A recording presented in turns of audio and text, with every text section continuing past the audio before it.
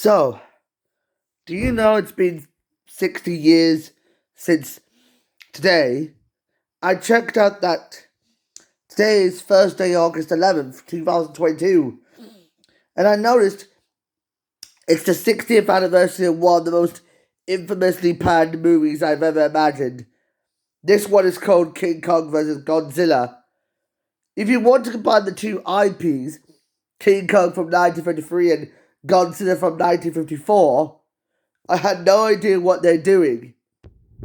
Well, I know the plot of King Kong vs. Godzilla is basically interesting.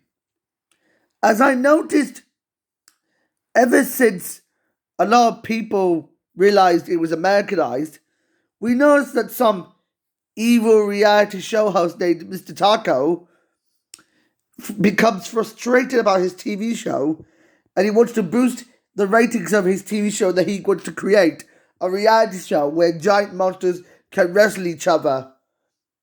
However, it's soon discovered that he hired Osamu Sakurai Kinsabaru Furui to bring back the monster. But the submarine Seahawk is caught in an iceberg that unleashes Godzilla that has been trapped since 1955. He then destroys the machine and makes his way back to Tokyo by destroying a military base as he journeys southward. But however, King Kong realizes he's the unexpected pharaoh fire monster.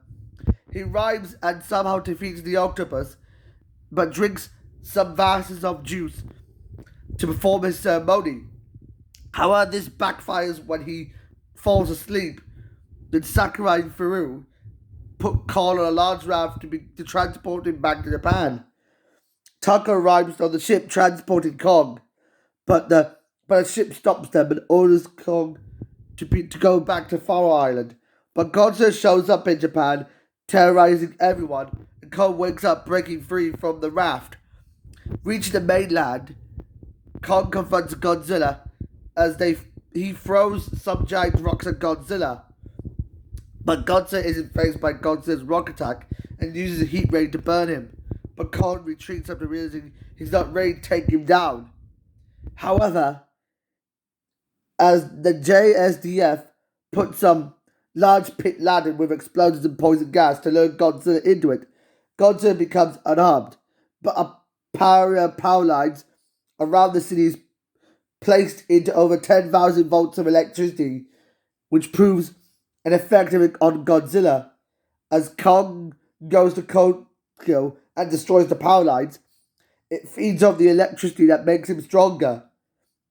He then enters Tokyo, capturing Fumiko and taking her to the National Dive Building that he scales his way to it. But the JSDF launched capsules of vaporized Farcalacin juice to put Kong to sleep so they can rescue Fumiko. Then they transport Kong on balloons to Godzilla in hopes of trying to get them killed. As they go to Mount Fuji, the two engage in a final showdown, but Kong initially had the advantage, dazing Kong with a devastating dropkick and repeated tail blows to his head. Godzilla then attempts to burn Kong to death by using atomic breath to set fire to the foliage to Kong's body. But a bolt of lightning from thunder cloud strikes Kong, reviving and charging him up.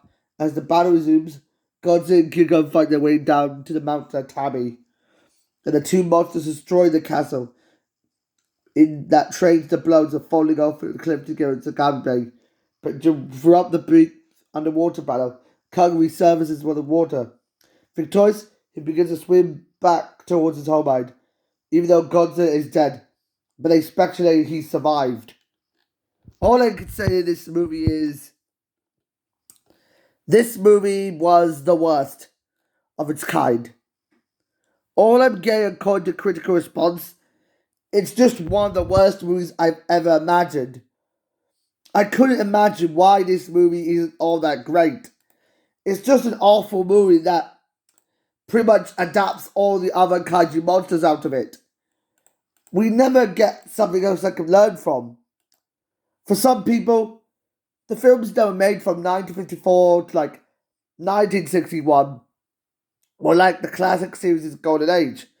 but the rot began in 1962's King Kong vs. Godzilla, as a lot of people began to hate the reason why Godzilla was at his worst. Ever since King Kong used electricity as an excuse to make him stronger, Godzilla couldn't just keep up with his fight. Although a lot of people realized that in a brighter horror of the deep, the rot began like that when the action moves from urban Japan and makes it more budget friendly in a deserted island. There were silly monster fights and a less compelling film than its predecessors, until, despite the exception of Destroyer of Monsters, the classic series made its end in 1975. And you know what they say? Toss the franchise and run.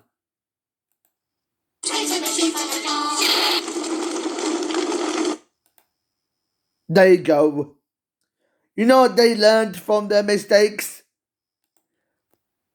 I know it's all just a mistake of what they've done to each other.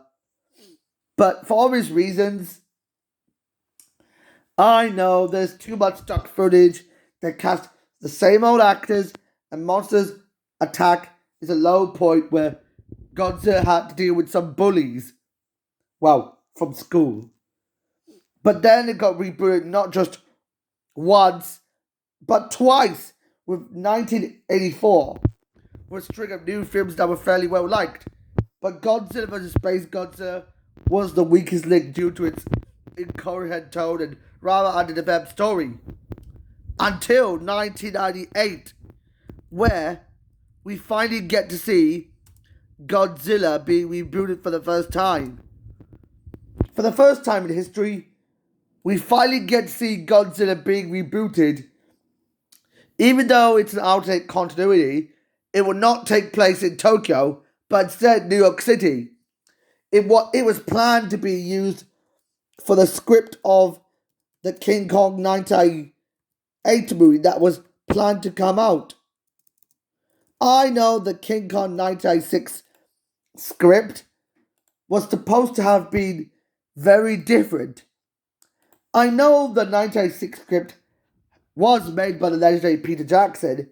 It was planned to come out in 1998, which would have involved around lots of interesting ideas. Mainly because it would have evolved around some interesting monsters like Allosaurus, axolotl monsters, bat creature things, Brontosaurus, Carnotaurus, some cavern-dwelling monsters like centipedes, mantises, a crab and a spider, a Lasmosaurus, a giant Sumatran crocodile, a giant spider, a King Kong, and also the Lambeosaurus, the Utahraptor, the Triceratops, and a T-Rex. But however, according to this version, it would take place in the modern times of the 1990s. Although the timeline would take place in 1997, the prologue takes place in 1917, but the rest of the movie takes place in 1997. So I'm guessing what happened to this movie. I know what happened to this 1996 script is that it was supposed to have been taking place somewhere different.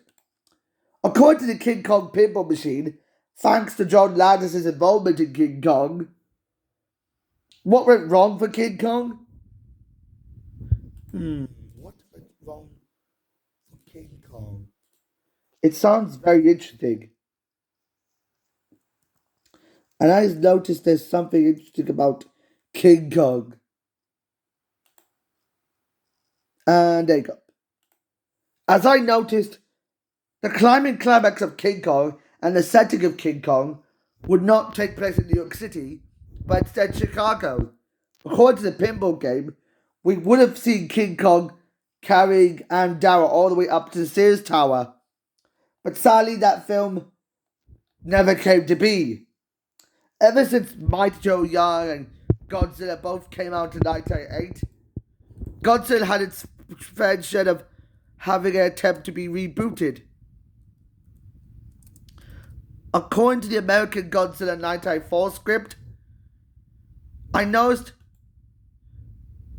there is a script of what could have looked like about Godzilla. Godzilla weren't taking place in Tokyo, but instead like Utah or even San Francisco and New York City. All those three places in the world tour style journey. But the script would later reappear in the 2014 Godzilla reboot.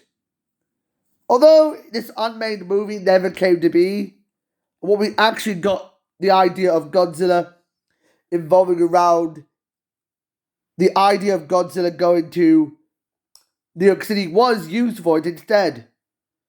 And you know what they say? They just killed it with fire. And that's no good.